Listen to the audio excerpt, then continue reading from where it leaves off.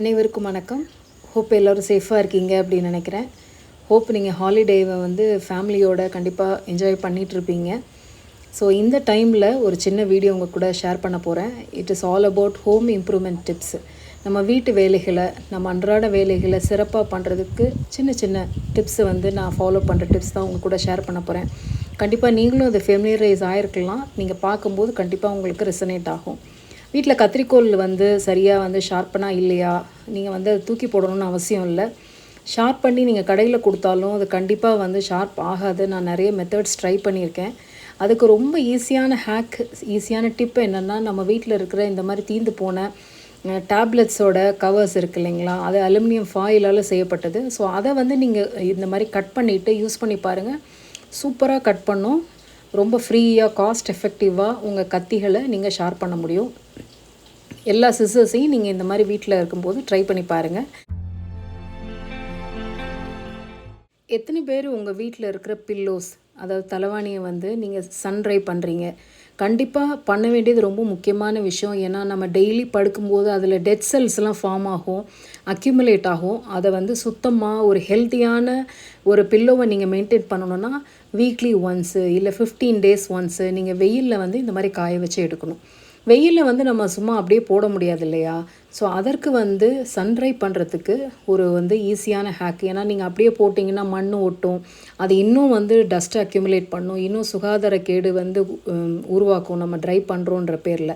அதற்கு நான் ஃபாலோ பண்ணுற ஈஸியான ஹேக் என்னென்னா, உங்கள் வீட்டில் துணி காய போடுற ஹேங்கர் இருக்குதுன்னு வச்சுக்கோங்களேன். அதை 2 இந்த மாதிரி எடுத்து ஒரு கயிறு, நீங்கள் வந்து ஏதாவது ஷூ லேஸு இல்லை ஏதாவது நாடா ஏதாவது ஒரு கயிறுகள் இருந்துச்சு அப்படின்னா, நம்ம இந்த பிக்சரில் காமிச்சிருக்கிற மாதிரி, வீடியோவில் காமிச்சிருக்க மாதிரி இந்த 2 பக்கமும் நீங்கள் கட்டிட்டு அதுக்கு நடுவில் இந்த பில்லோவை வச்சுட்டு நீங்கள் அழகாக எந்த கொடியிலையும் நீங்கள் ஹேங் பண்ணலாம். கீழே கலண்டே விழுகாது. ரொம்ப நீட்டாக, எந்த ஒரு கெடுதலும் இல்லாமல், எந்த ஒரு தூசியும் இல்லாமல் அழகாக நீங்கள் சன்ட்ரை பண்ணலாம். இந்த டிப்பை கண்டிப்பாக ட்ரை பண்ணி பாருங்கள். முக்கியமாக உங்கள் தலைவாணிகளை மறக்காமல் சன்ட்ரை பண்ணுறதுக்கு மறக்காதீங்க. அடுத்த ஹேக் என்னென்னா, நம்ம வந்து நார்மலாக கிச்சனில் சமைக்கும்போது ஆயில் கொட்டிடும். ஆயில் கொட்டினா பேப்பரை வச்சு தொடச்சி அது என்ன ஆகும்னா, பேப்பர் தான் வேஸ்ட் ஆகுமே வெளியே, கடைசி வரைக்கும் அந்த ஆயில் போகவே போகாது. அதற்கு நம்ம வீட்டில் இருக்கிற மாவு, ஏதாவது வந்து நான் மைதா மாவு தான் யூஸ் பண்ணியிருக்கேன். தெரியாமல் நிறைய கொட்டிட்டேன். பட் இவ்வளோ மாவு நீங்கள் போடணும்னு அவசியம் இல்லை. கொஞ்சமாக அது மேலே வந்து மாவு மட்டும் போட்டு நீங்கள் இந்த மாதிரி எடுத்துட்டிங்கனாலே போதும். பர்ஃபெக்டாக எந்த ஒரு ஆயில் ஸ்டெயினுமே இல்லாமல் அழகாக வந்து உங்களோட கவுண்டர் டாப்பை க்ளீன் பண்ணிடலாம்.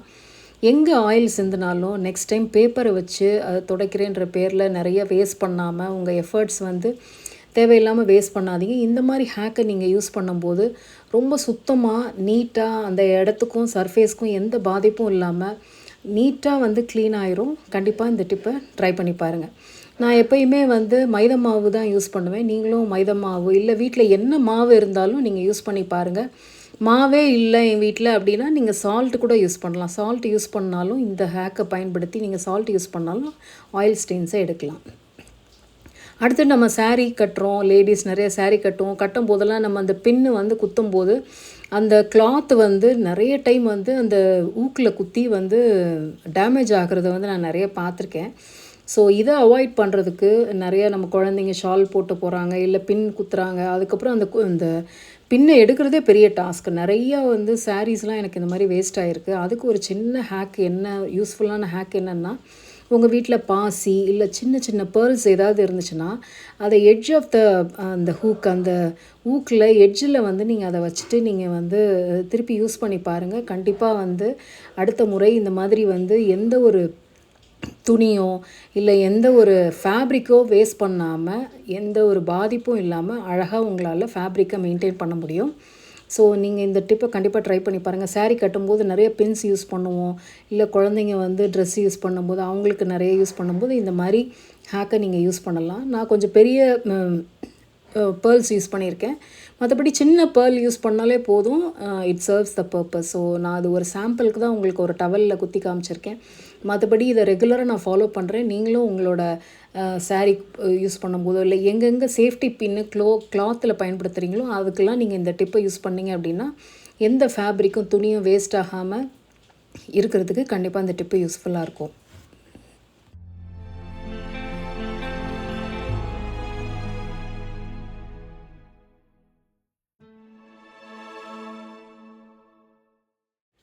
எப்பயுமே எங்கே போனாலும் நான் வாட்டர் பாட்டில் எடுத்துகிட்டு போவேன். முக்கியமாக ஹேண்ட்பேக்கில் வைக்கும்போது அது கீழே கீழே விழுந்துரும். அப்புறம் அது வந்து சம்டைம்ஸ் லீக் ஆகும். இந்த மாதிரி நிறைய ப்ராப்ளம் இருக்கும். அந்த மாதிரி ஆகாததுக்கு ஒரு சின்ன ஹேக் என்ன அப்படின்னா, இதே மாதிரி ஒரு சேஃப்டி பின்னை எடுத்துக்கோங்க. சேஃப்டி பின்னில் நம்ம ரெகுலராக யூஸ் பண்ணுற ரப்பர் பேண்டு, அந்த ரப்பர் பேண்டை வந்து நீங்கள் வீடியோவில் காமிக்கிற மாதிரி நீங்கள் வந்து ஒரு எட்ஜ் ஆஃப் த பேக்கில் ஒரு கார்னரில் வந்து நீங்கள் அதை பின் பண்ணி வச்சிட்டிங்க அப்படின்னா, நீங்கள் அந்த ரப்பர் பேண்டில் அந்த வாட்டர் பாட்டில் ஃபிக்ஸ் ஆகிற மாதிரி வச்சிட்டிங்கன்னா கண்டிப்பாக மூவே ஆகாது. உங்களுக்கு அவசரத்துக்கு ஏதாவது தண்ணி வேணும்னா அழகாக அதுலேருந்தே எடுத்து நீங்கள் எடுத்துக்கலாம். அந்த தேவையில்லாமல் வந்து தண்ணி கொட்டுன்னு பயப்பட வேணாம். தண்ணி கொட்டுன்னு சில டைம் என்ன பண்ணுவோம், கையிலேயே எடுத்துகிட்டு போய் போகிற இடத்துல வாட்டர் பாட்டிலை மறந்து வச்சுட்டு வந்துடுவோம்.